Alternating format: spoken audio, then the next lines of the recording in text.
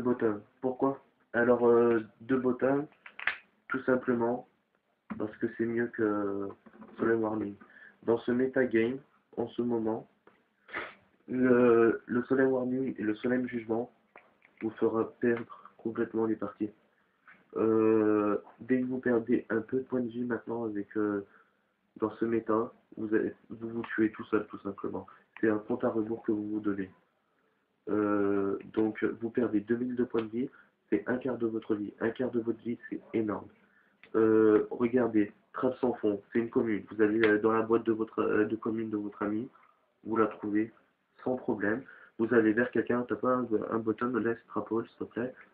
Si j'en ai, allez hop, ça coûte que dalle, c'est une petite commune, l'autre elle est en super, comme le pot de dualité là. Franchement, voilà quoi. En plus, ça retire carrément la carte. Si c'est une carte de 1500 ou moins, ça active. Au pire, si c'est des cartes à moins de 1500 ou moins, vous avez ça. Tout simplement. Torrential Tribute. Donc, franchement, pour Solemn Warning, ça sert à rien. Solemn Jugement, j'en ai pas mis aussi parce que vous vous tuez complètement.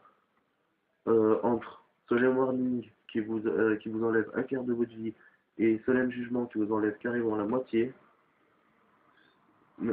c'est presque inutile. C'est vrai que contre un Tengu, ça peut servir, ça bloque complètement l'adversaire.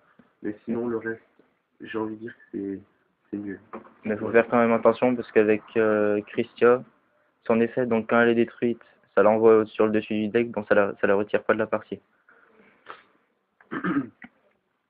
Donc voilà, c'est vrai, vous faites attention parce que bottomless, ça détruit puis ça retire. C'est pas comme prison dimensionnelle où ça retire directement. C'est pareil pour le Stardust, faut faire attention. Mais sinon, c'est vraiment une très très bonne carte. Tout simplement, voilà. J'ai peut-être beaucoup parlé pour ça, mais c'est un conseil que je donne, que je donne vivement aux gens qui jouent à Warning. Préparez des bottoms dans vos sides. C'est peut-être ça le truc. Ensuite, donc il n'y a pas de solemn jugement, mais il y a une force miroir que les gens jouent de moins en moins. Je sais pas pourquoi, mais moi personnellement en tout cas, dans ce deck, c'est super puissant.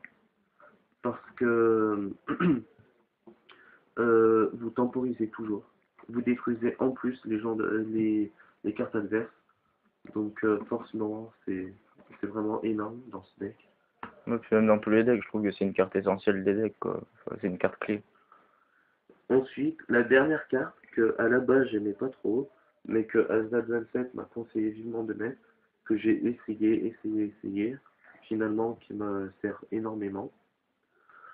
C'est un staple maintenant pour ce metagame, c'est ce qui vous aide le plus à gagner. Trap de shout. Donc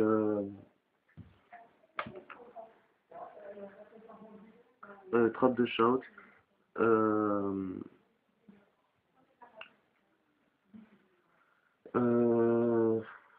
Il n'y a rien à dire, après c'est un staple maintenant.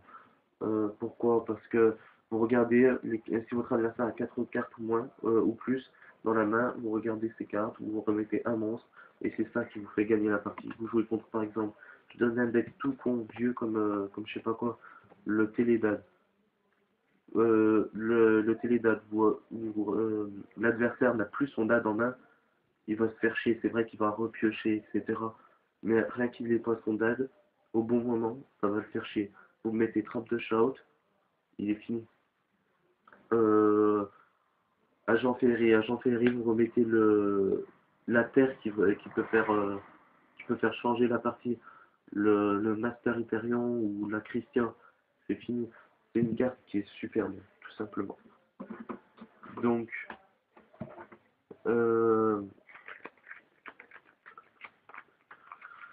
voici le Piper, mon Piper que je joue. Un Piper extraordinaire, j'ai envie de dire. Mais qui fait des merveilles.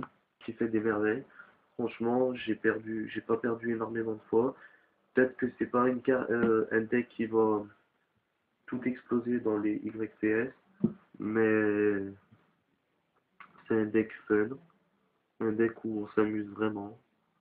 et que, qui sait, en l'améliorant peut-être, il pourra faire du résultat.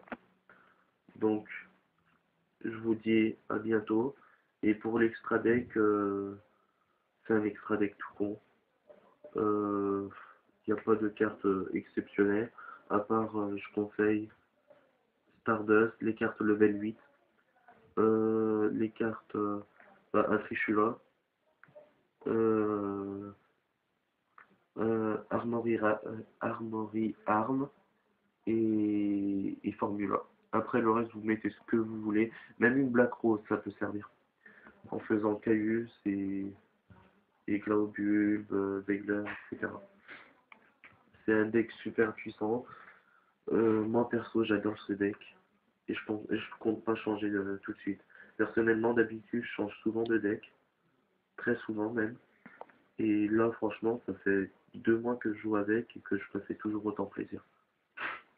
Donc, je vous dis à bientôt et suivez bien mes autres vidéos. Salut, à plus. À plus.